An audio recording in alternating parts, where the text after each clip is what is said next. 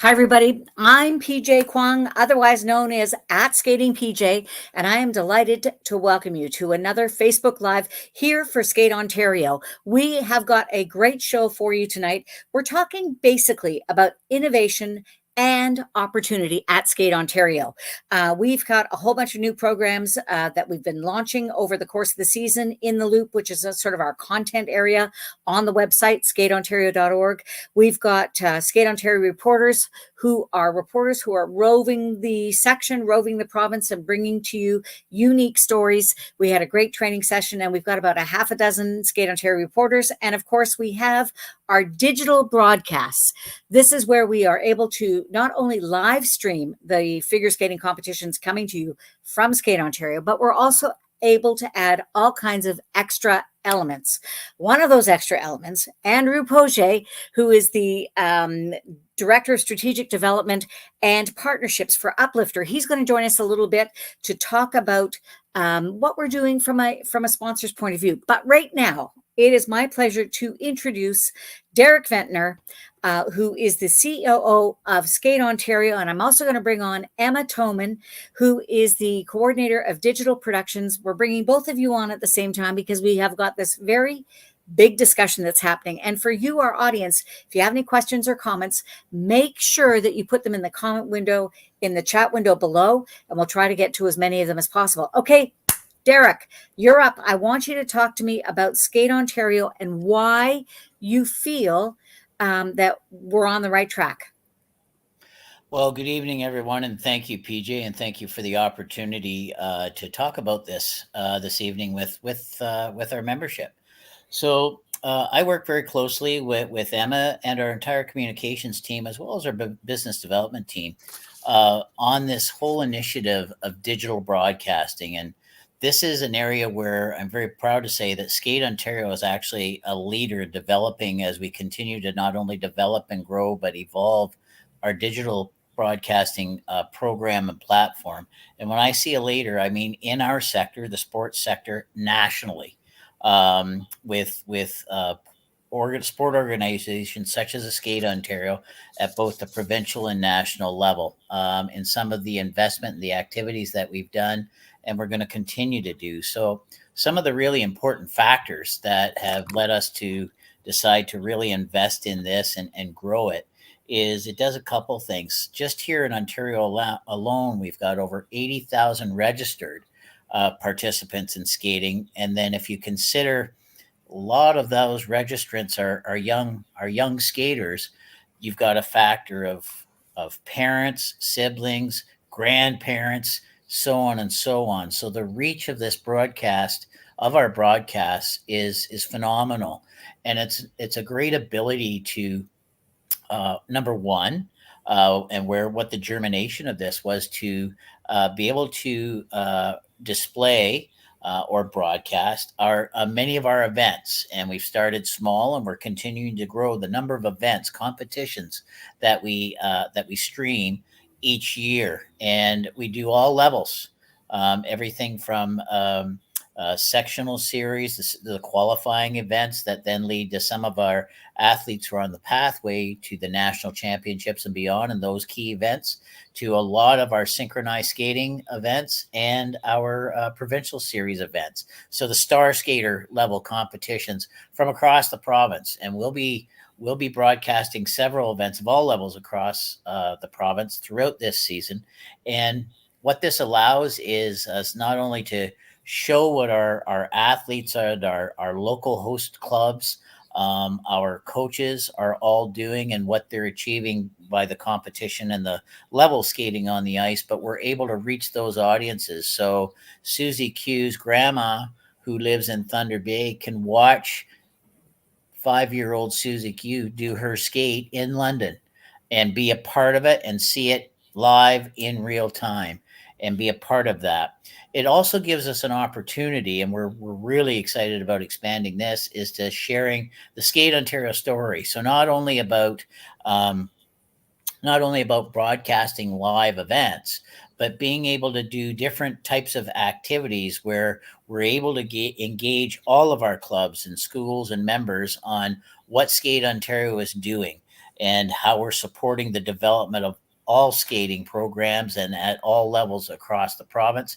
And conversely, to get feedback from our membership on what is really working well. And also, hey, maybe you guys could think about doing it this way to help us all and improve and not only grow the sport, but improve the sport that we're delivering. So there's lots of opportunity. And finally, and what Andrew's going to talk a little bit about just a little in a few minutes from now is our ability through this broadcast program to really highlight our sponsors, how they contribute to not only to Skate Ontario, but what they offer and what they bring to the table as key sponsors for our entire membership.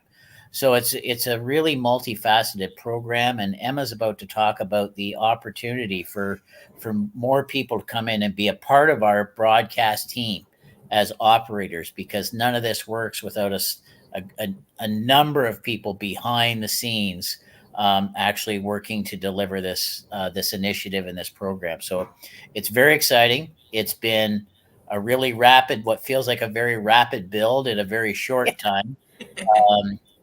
Emma has certainly aged a lot in this last, but with Emma's efforts, PJ's support, and our entire team, we've been able to grow it significantly in a very short time. And over the next year, we're going to grow it exponentially. And we hope to bring some additional people on board to work with us to achieve that. So thank you. know what? Thanks again, PJ.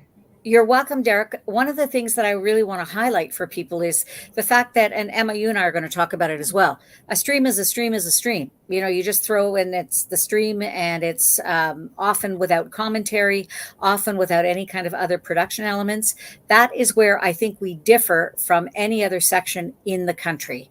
And I also feel that, and Derek, you could probably speak to this as well from an organizational point of view, we are really committed to having as many people enter the sport of figure skating, or certainly can skate, learn to skate, all of those levels as well.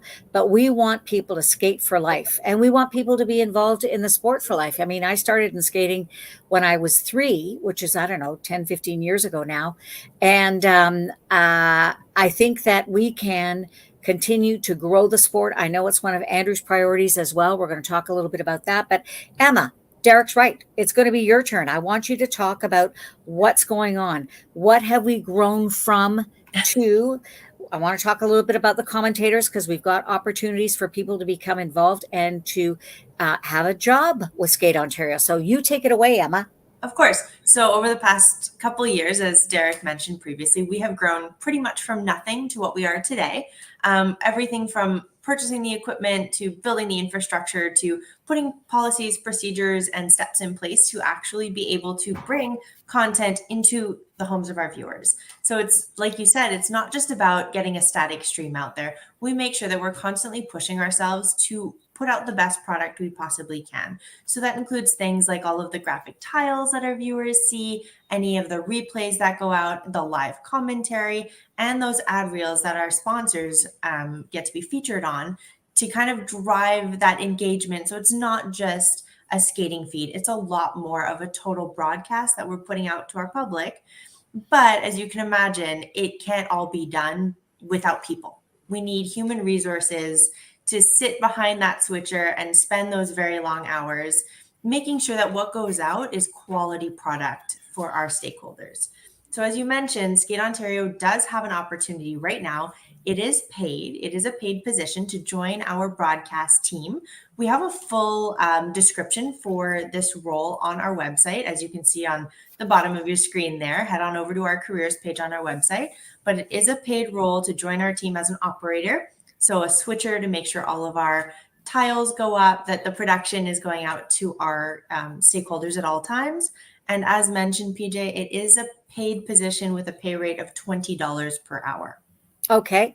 And do people have to commit full time to do it? Like, is it a full-time gig? Tell me a little bit more about what the job is so people understand. Of course. So it's a contract position. We don't expect people to be full-time, of course. So you can commit to a couple hours here and there, but it is something that we do require or ask of those who are taking on the position to at least commit to be available for all of our broadcasted events. They don't necessarily need to be able to commit to 8, 10, 12 hours at a time. We do work with them through their availability to make sure that, what works for them also works for us here at Skate Ontario. But no, it is not full-time. It is a part-time contract role. And tell me a little bit more about the ideal candidate. Is it somebody, who is that person? Because you've had experience now, you've had operators. Great question. It is absolutely a position for those who enjoy skating. This is something, like you said, in skating for life. If you were a former skater yourself, coach, parent who enjoys watching, or just a fan of skating that wants to get involved, this position really is right for you. You'll be able to watch, as Derek said, all levels of skating throughout our broadcasted events for this season. But somebody who does enjoy a little bit of technology and who really loves skating, that's the position for you.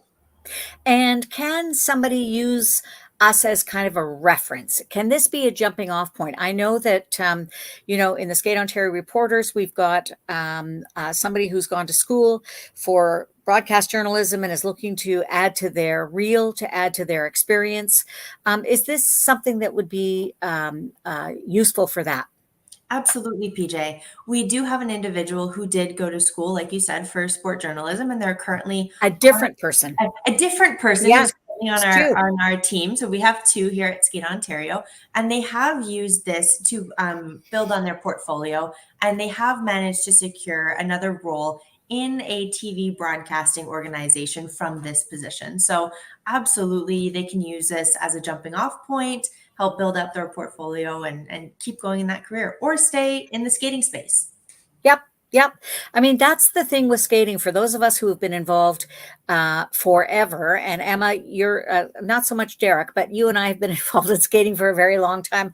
And I can certainly speak to Andrew's involvement in skating since I've known him since he was like a kid. Once you're in skating, this is where my home is. This is where I have friends. This is where I know people. So it's wonderful to be able to contribute in some way or another. Okay, talk to me a little bit about, and we've also got, if people are interested, they can go to that careers page. They can also get a hold of you, Emma, if they're interested, let's say more in the commentator role, because we're always looking for people. We have enough people out there, by the way, but we have an expanded schedule this year. How many events are you throwing out there into the internet? Great question, PJ. So we have already successfully covered 2 events. So hopefully those of you who are watching at home, you've caught them on our new broadcast site on our Skate Ontario website. I'm very proud of that as well. But we will have approximately 13 more events that will be broadcasted this season. Amazing. And what people may not know, and unless you're a real tech person, this may not be something that's of interest to everybody, but we now have our own player, which means you don't have to go through anybody in order to access that video. Can you talk a little bit about that? Because that's brand new and also cutting edge. Yeah, of course. So, in the past we've used Daily Motion and it was a great third-party player for us. But this year, Skate Ontario took the step to bring it more in-house to make our experience for our stakeholders and our members a little bit better. So now anytime you want to watch a live event, no need to go somewhere else. Just go straight to our Skate Ontario website and click the broadcast site button. And there you are, the home for all things broadcast. I'm about to bring in Andrew Poget, but I just want to remind our audience, if you have any questions or comments, please put them in the chat window below. And also, if you have any ideas for stories or interviews, because one of the things that Emma is developing is the ability to be able to have live interviews, which we started last year at our Crown Jewel, the provincial championships, but we're going to be doing more of that. So right now, though, without any further ado, I would love to introduce my good friend, who is the, I'm going to get this wrong, Director of Strategic Development and Partnerships for Uplifter. I'm talking, of course, about world medalist and Olympian Andrew Poget and proud Skate Ontario skating representative. And you're also on the board of Skate Canada. So you're still Ontario. You're still hip deep in skating, Andrew. Thank you. And you're here to talk to us a little bit about Uplifter and about the involvement of our sponsor. And of course, Uplifter is the owner of the Skate Ontario Uplifter broadcast booth. So we started that at our provincial championships and it's going on into this season. So talk to me a little bit about you and Skate Ontario. Well, I just want to first start off by just loving all the innovation that I can feel, and the thing that I'm leaving with is kind of that sense of community. You know, as we go through these digital broadcasts and present these kind of conversations, but also the conversations at that grassroots level, when you get to watch the young talent out there, I think it really creates that sense of community and the love for the sport. As you mentioned, PJ, you know, you're going to be a skater for life, no matter if you're on the ice or not on the ice. I started in those grassroots clubs in Kitchener-Waterloo, and skating will always be a part of me. And that's why I'm so knee deep in everything skating still. And I'm just trying to find my way to evolve and create that sense of community in an ever-changing demographic. Canada as a whole is changing.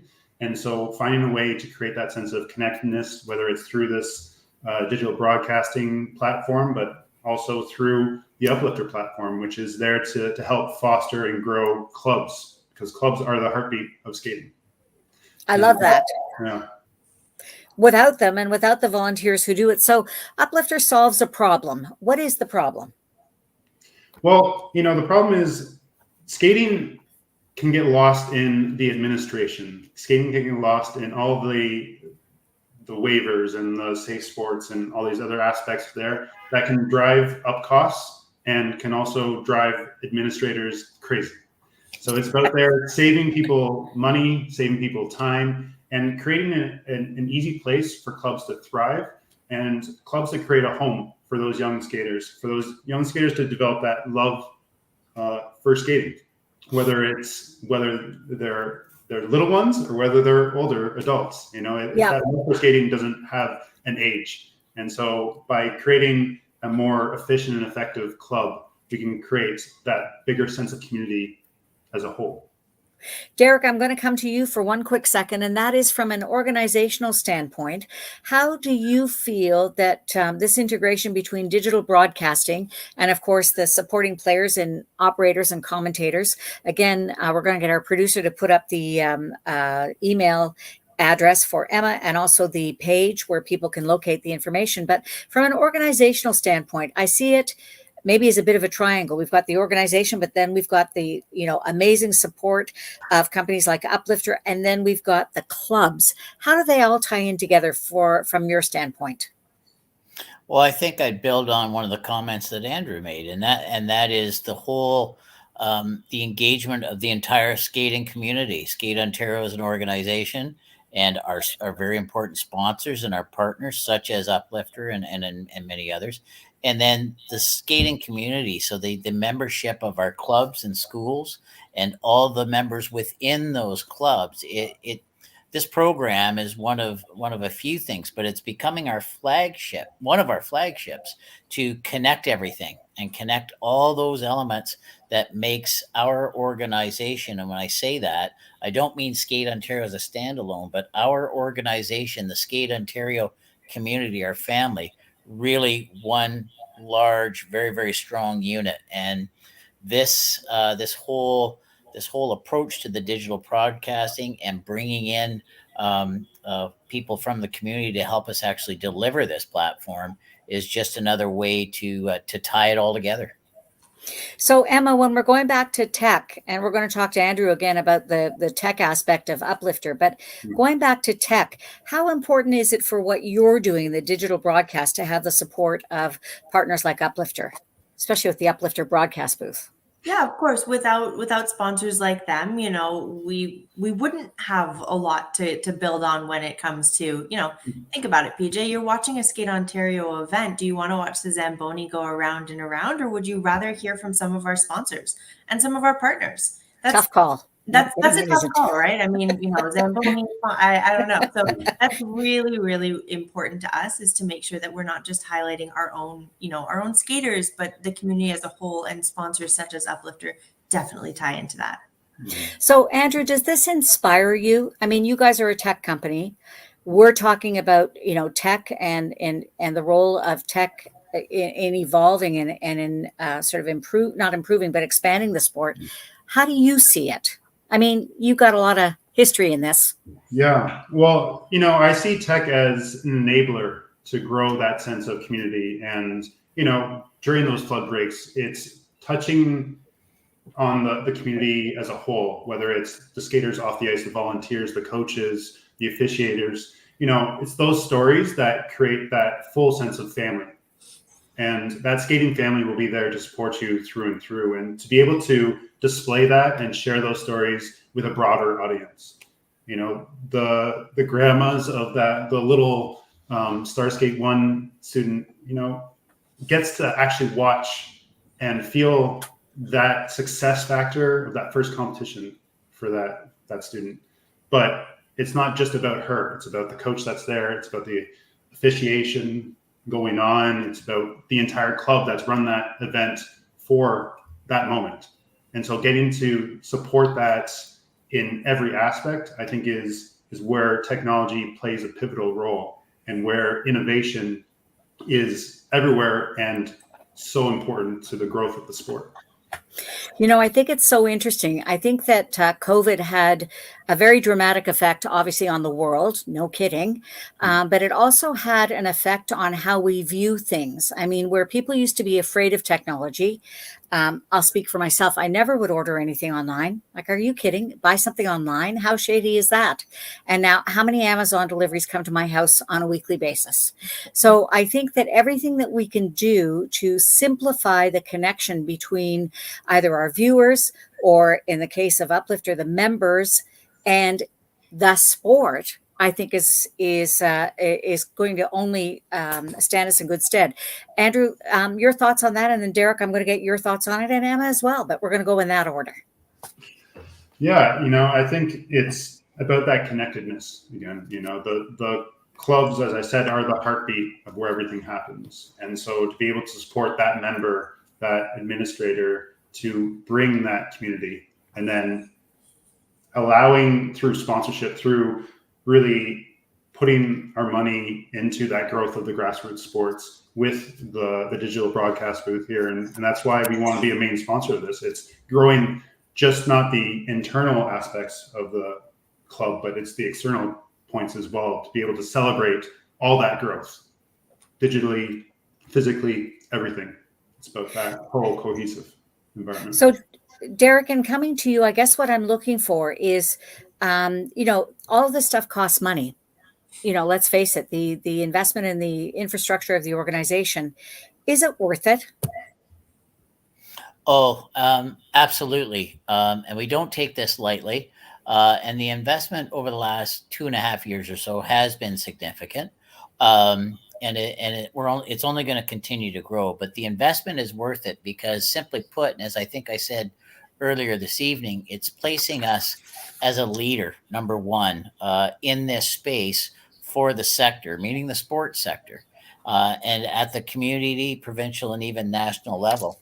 The other thing that's really important, and discussions that some of us have had, both, PJ and myself, as well as some of my peers in some of the other sports here, certainly in Ontario anyway, is if we don't get on board and get in front of it now, we're going to get left behind really, really fast. So technology, as everyone would attest to, just moves and changes and evolves at what feels like some days a lightning pace. And yes, we know that we want to be on the forefront of this and be on the front end of making sure that we're having that engagement with our membership, and that ability and opportunity for our membership to totally connect with what's going on, not only within their community, but within the entire skating sector across the province of Ontario, and additionally nationally. So I think when you started this question, PJ, about the, I'm rephrasing it, but the influence or the importance of technology on our entire our operation, if you will, or our whole activity as an organization, the only way to stay on top of it is to get in front of it, because once you're playing catch up, you'll never catch up, and we want to be on the front end of that, because that's going to put us and our and all of our community in a great position for growth of the sport, for the engagement of new sponsors and partners, and new skaters coming into the system. Wonderful. We got the most amazing comment from our audience, and Emma, you're going to get to comment on it. Ha! Sounds We're just good. going to do that. There it is. From Christy Lee Le Curieux, maybe Curo, maybe. Anyway, I'm sorry, Christy Lee. I can say your first name for sure. She joined us late. We mentioned the digital broadcast booth. Can you please go over quickly what that is, Emma? Thank you for the question, Christy Lee. So our digital broadcast booth is our setup. So that is where we set up and how we bring you guys the content at home when you're watching. So that's our setup, and we are very, very lucky this year, and starting last year with our Crown Jewel event, that we have Uplifter that is our sponsor for that, and we are very, very, very glad to have them with us and putting this forward. What does that mean to you, Andrew, that you guys own our broadcast booth? Well, I think for me personally, it's an honor and a privilege to have something like that, because I think it's the ability to create that sense of connectedness in a world that can be easily disconnected. As we evolve and as technology evolves, you can almost lose that sense of touch with your community. And being able to be a supporter of that grassroots community, building that love, building that support in every aspect possible, I think is something that's beautiful to be a part of, and one of the reasons why Uplifter is such a strong supporter of this initiative. I'm going to have one final question from Andrew, but first I'm going to say to Emma, we need operators because we have this expanded schedule. How much training will somebody get? And you just throw them in front of a computer and say, good luck, and you walk away? What happens? No, of course not, PJ. I would never throw somebody in front of a switcher and walk away. Their first event, they are paired with a very experienced operator. So either myself or one of the operators who have been working with me for 2+ years at this stage. They will spend their first shift working with them. Then their second shift that they're scheduled, they will be working alone, however, under, guidance from me. So I won't be sitting with them the entire time necessarily, but I will be there to assist them with anything that they might have issues with. And that goes for all of my operators, whether they're seasoned or they're new joining our team. I am always around at events. I am there to answer questions, step in when they want to break, and, give that encouragement to keep them going. I also want to remind everybody that it isn't always at the rink. Sometimes it's at the Skate Ontario office. So in other words, what that means is WARM. You don't have to be freezing. You're nice and warm.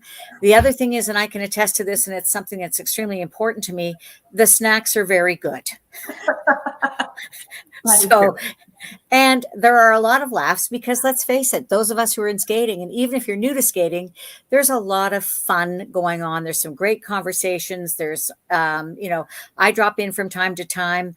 I'm going to be doing lots more interviews, I hope, this season with sponsors. So Andrew, you're on the hook, just by the way. So it's a fun opportunity to get involved. And again, Emma, did you say it's paid? I sure did say it's paid $20 per hour. And if people are interested in either becoming operators, or they can even contact you about our commentary program, we would love to have any and all people. We'd love to have you be part of our digital broadcast family. Okay, Andrew, we're just about out of time. Last question is for you. I would like you to go back in time to little Andrew the ice dancer. And I would like you to sort of consider what it would have been like for you to have had a live stream at the lower levels. So not the Skate Canada level, not the nationals level, but at a level that is more reflective of the number of skaters that we have skating today. What would that have meant to you? Well, when I think back, I'm going to share a quick personal story. I think back to some of my sectionals in what was Western Ontario at that time, and some of the earlier competitions. And my dad is a great supporter of my skating, but I will go out on a limb and say that he's not the best video operator, especially when he's nervous. And so he would often take videos of my skating, but it would be quite a shaky experience, to say the least. And so getting to share those videos with my grandparents were not always of the best quality. And it always felt like they longed to be a part of that experience. And they didn't get to have that same connectedness that I wish that they had, because they saw the love I had for this sport and they always wanted to be there. And it's the same with some of my extended family. And with this digital broadcast, now you can have that sense where it's not just your parents or whoever's in the rink with you. It's everyone else that's around you, supporting you, that community that's cheering you from far away, that gets to be a part of that experience, no matter what level you are. You don't have to wait till you're on the Olympic stage. You can see it when you're at the local rink. And that for me just gives me goosebumps, and it makes me feel excited for that next generation. Me too. And you know what? Bill and Tanya, some of the best volunteers ever in the history of figure skating. And if they're listening, we love you. So I think that, perfectly said, that for all of those skaters out there. And Emma, after the fact, how can people access videos? Yes. So after the fact, the videos will be archived on our Skate Ontario broadcast site, which again, head over to our Skate Ontario website and click on the little button at the top that says broadcast site. Okay, Emma, there's a quick question for you. Where can people see the schedule? It's coming from Christy Lee. Thank you again for the question, Christy Lee. Where can people see the schedule of which events are being broadcast? Yep, great question. So that will also be available on our broadcast site. Wonderful. So they should go to that page that will be coming along the bottom of the screen at any set. There we go. There's the one. Listen, I want to thank everybody for joining us. This has been so informative.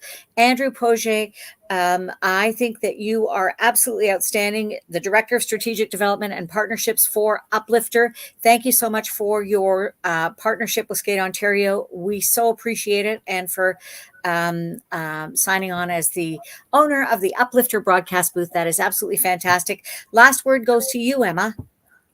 Ooh, wow. Again, if you're watching at home and you have a love of skating, please, please, please head on over to our Skate Ontario careers page, check it out, and send me an email if you are interested in joining the team. As Derek said earlier, we are looking to continue to build and grow. So please, feel free to reach out if you have any questions. And we're looking forward to this season, working a little bit more with Uplifter and their broadcast booth. That's wonderful. Thank you so much, everybody. Thank you for joining us. And I'm sure we will see you next time. Bye for now.